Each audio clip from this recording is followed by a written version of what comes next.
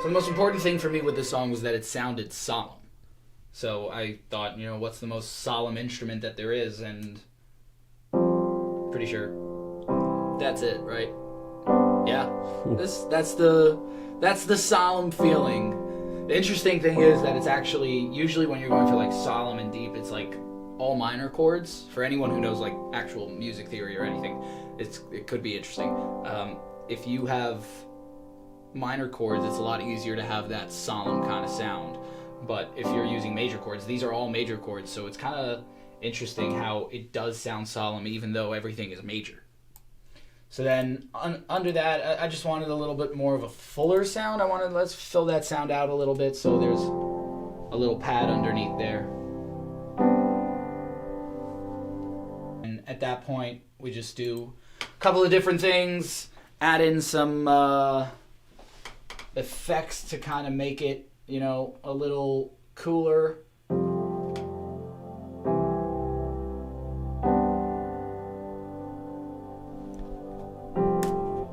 Still missing something, right? So I added these things. It's pretty cool. They have like a couple of pads and everything, but anyways.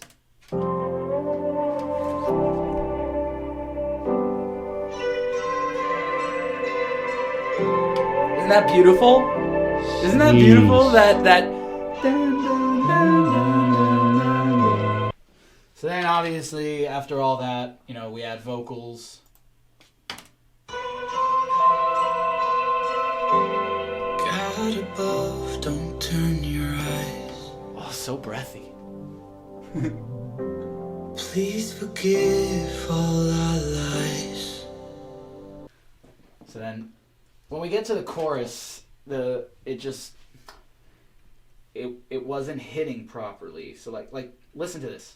Oh, can you see from there how far we've fallen? Like it sounds nice. Can you see from there we're broken hearted? But it's just like, this is the kind of words like, can you see from there we're, and how far we've fallen, we're brokenhearted, and it just didn't feel right.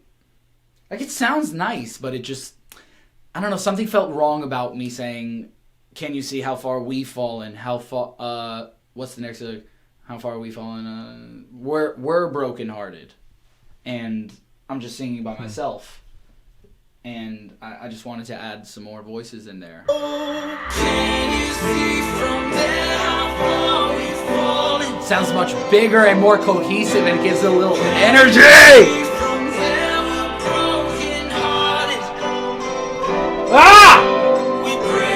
So then the verse came back around, and I always get nervous with second verses, because second verses is like, you don't want to go too far from what you did with the first verse, but at the same time, you don't want to do the exact same thing. So I always get very nervous, but I actually think that I came up with a very cool way to do it in this song. Oh, the strings! I forgot about the strings! Oh, listen to the strings. They're so gorgeous.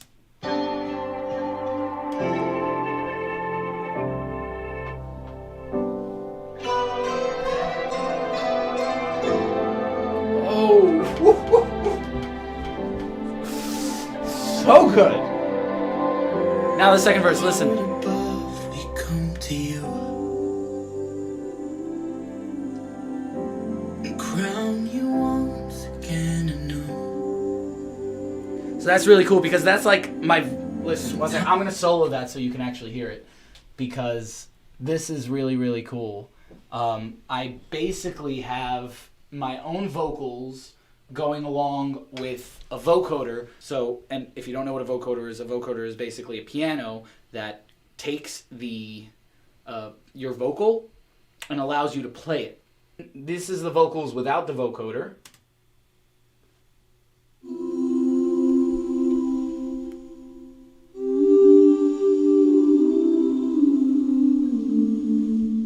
And now with the vocoder, it kind of gives it this kind of synthesizer feel, but it's still the same vocals on top. Like, he gives it this gliding feel.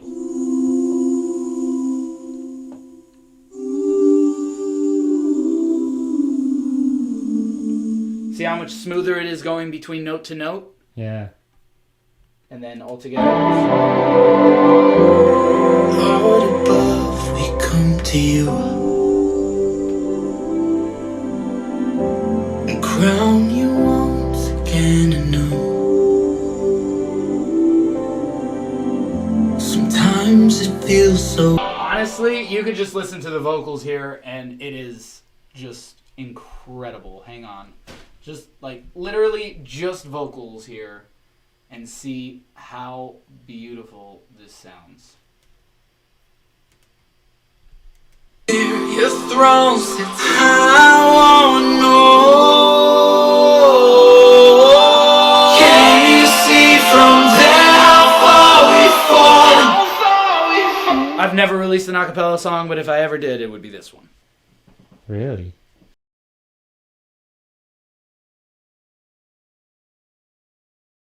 And by the way, for those of you who don't know, I do this constantly. If it shows up in the video at any point, just ignore my hands.